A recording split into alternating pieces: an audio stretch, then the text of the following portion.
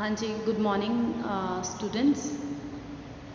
जो अगली little boy का चैप्टर था उसका second part I am going to teach you. हमने कल 108 पेज पे लास्ट पे छोड़ा था और स्टार्टिंग पे छोड़ा था। उसका नेक्स्ट जो पार्ट है I am going to teach you again. I am not going to tell you explain you each and every line, I will summarise every page.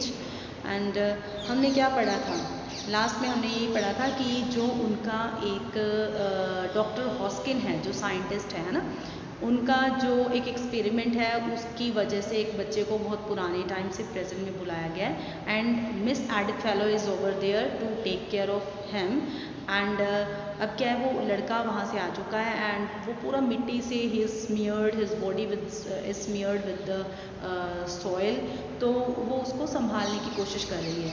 जो डॉक्टर हॉस्किन है वो क्या कह रहा है एडिथ फेलो को कि तुम्हें इसकी नॉलेज होनी चाहिए, you should take care of him. तुम्हें पता होना चाहिए कि how take care of these types of children, है ना, ऐसे बच्चों को, मतलब क्योंकि मैंने तुम्हें इसीलिए रखा है तो तुम्हें यहाँ पे सब चीज़ की नॉलेज होनी चाहिए।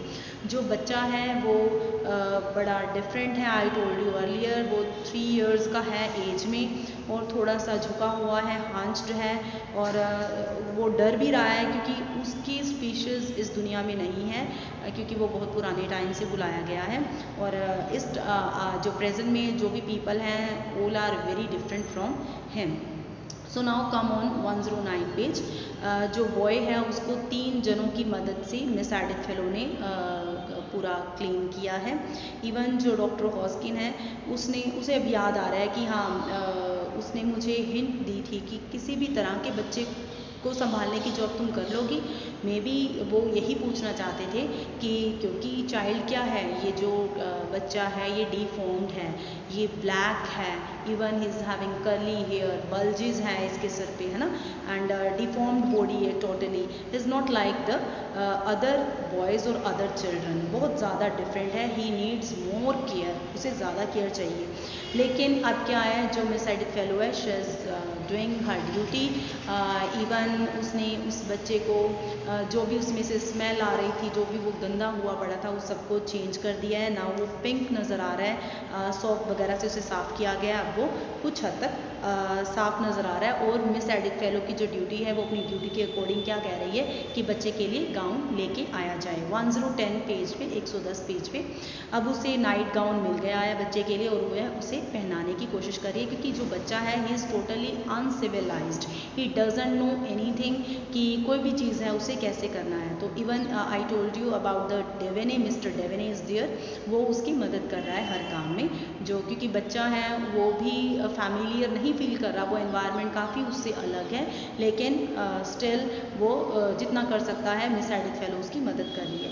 It was too difficult to dress that ugly boy and mister Devaney is helping her. Boy skin was red, he didn't cry, है ना, वो ना रो भी रहा है क्योंकि उसे अपना एनवायरनमेंट नहीं मिल रहा है, उसके जो स्किन है वो रेड हो चुकी है। Miss Fellow was thinking what to do next, उसे समझ नहीं आ रहा है बिकॉज उसे नहीं पता था कि इस तरह के बच्चे को मुझे हैंडल करना पड़ेगा। Now she wanted to feed the boy, क्योंकि उसे भूख भी लगी है एंड बॉय डजंट नो कि milk, what is milk, he just know कि वह भूखा है, is hungry, and he doesn't know कि उसे मिल्क कैसे पीना है, उसे कैसे जो यूटेंसिल्स हैं उनको यूज़ करना है। 111 नंबर पेज पे मिस फेलो हेल्प कर रही है बॉय को to drink milk and even to eat something. वो धीरे धीरे जो सॉसर है उसके लिप्स के नज़दीक लेके आ रही है, उसे सिविलाइज्ड करने की कोशिश कर रही है ताकि वो हर चीज़ को कर सके, है ना। He even didn't use his hands, उसे नहीं पता कि हैंड्स को यूज़ करना है टू लिफ्ट द सॉसर, क्योंकि वो अनसिविलाइज्ड है।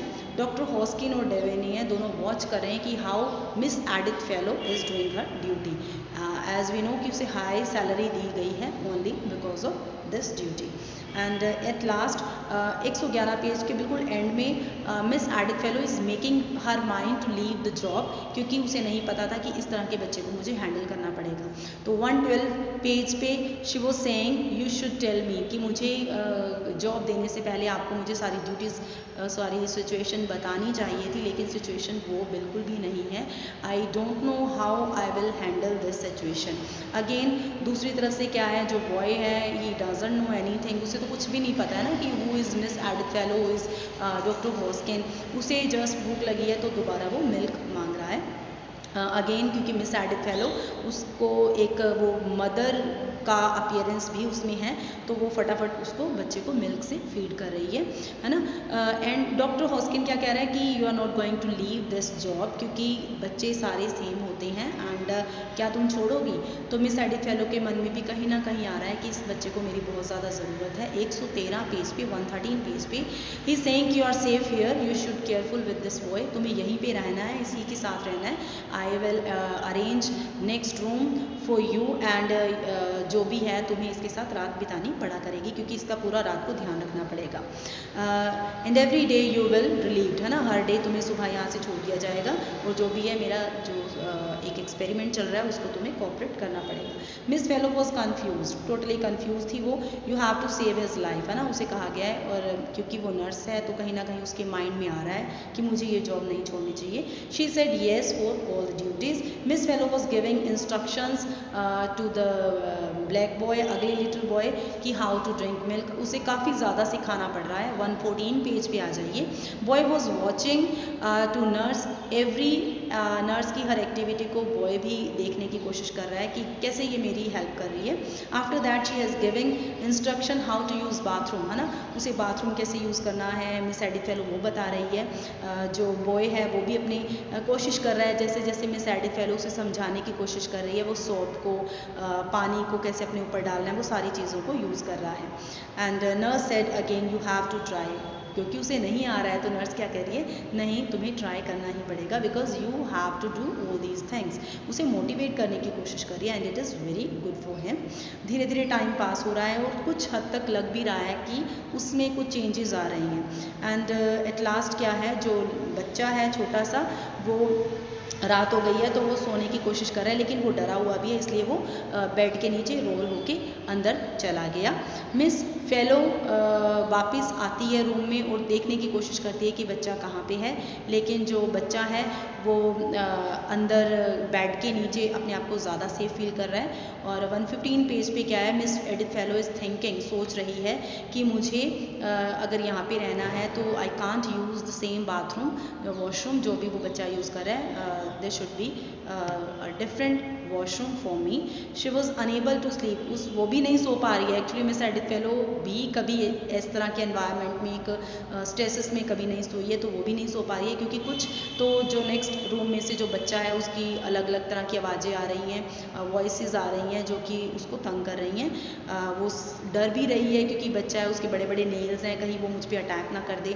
लेकिन at last she is thinking कि नहीं, वो सिर्फ 3 साल का बच्चा है, मुझे उससे नहीं डरना चाहिए। Now she is thinking that she is she is thinking कि ये बच्चा 3 साल का जो है ये ऑर्फन नहीं है, क्योंकि वो ज़्यादा उसे ऑर्फन इसलिए कहा गया है क्योंकि उसके पेरेंट्स तो नहीं है, इवन उसकी स्पीशीज़ भी वहाँ पे नहीं है, उसके जैसे लोग भी वहाँ पे नहीं हैं। तो शी इज़ थिंकिंग कि मैं इसके लिए जितना भी कर सकूँगी I will try to do each and everything. So 115 page भी मैं इसे छोड़ रही हूँ, एक्चुअली चैप्टर काफ़ी लेंथी है तो धीरे धीरे will complete it. Okay students, thank you very much.